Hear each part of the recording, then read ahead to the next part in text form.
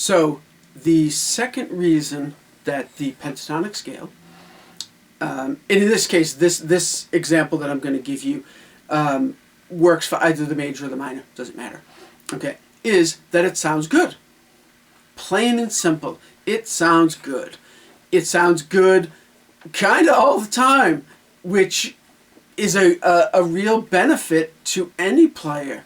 You kind of can't play a bum note. Why?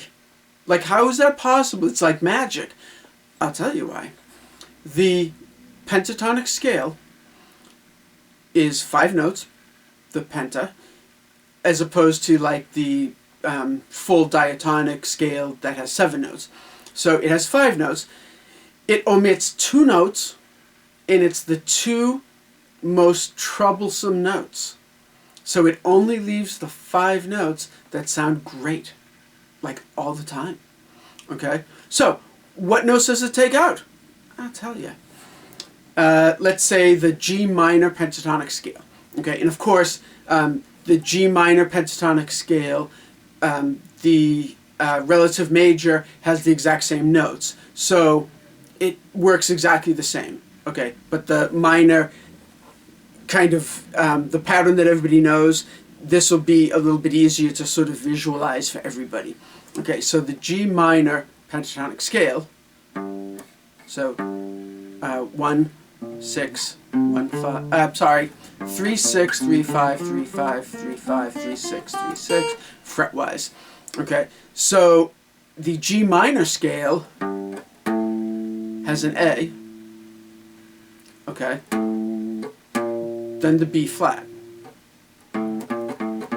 So the pentatonic takes out that A, the second note of the minor scale.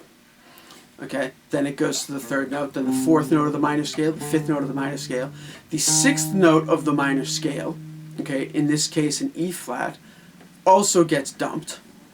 Okay, and then we still have the F and then the G again. Okay, so it gets rid of the 2nd note of the scale in the 6th note of the scale, of the minor scales. Okay, why is that important? I'll tell you why.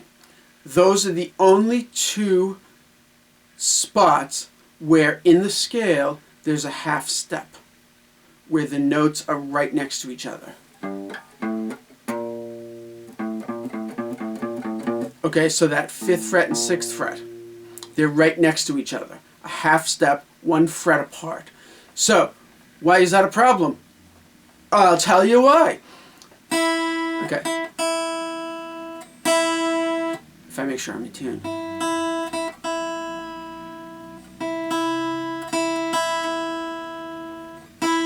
Okay, good enough. So, if I play an E and an E, which are the same notes, a unison, it sounds lovely. Okay. Now if I go up 1 half step to the next fret, I'm now playing an E and an F.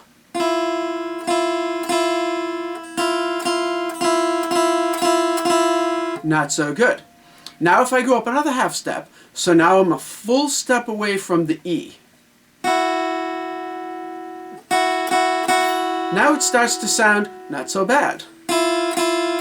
Really bad. Not so bad. Okay? So that half step, and those 2 spots where there's the half step, that's where the problem is. Okay? So if we're in G minor, and the G, of course, sounds fine, because a G and a G, unisons, octaves, whatever. Okay? A 2nd still sounds fine. We just did that. It's not super great, but it's not, I'm sorry, a 2nd, it drops the 2nd, I'm sorry. The minor 3rd, of course, sounds great. So, if we do it, say, the E, okay, sounds fine. A 4th sounds fine. Of course, a perfect 4th sounds fine. An entire career made on perfect 4ths. Okay, so 4ths, of course, sound fine. 5ths sound fine. of course. Again, many guitarist careers based on perfect fifths. That's simple.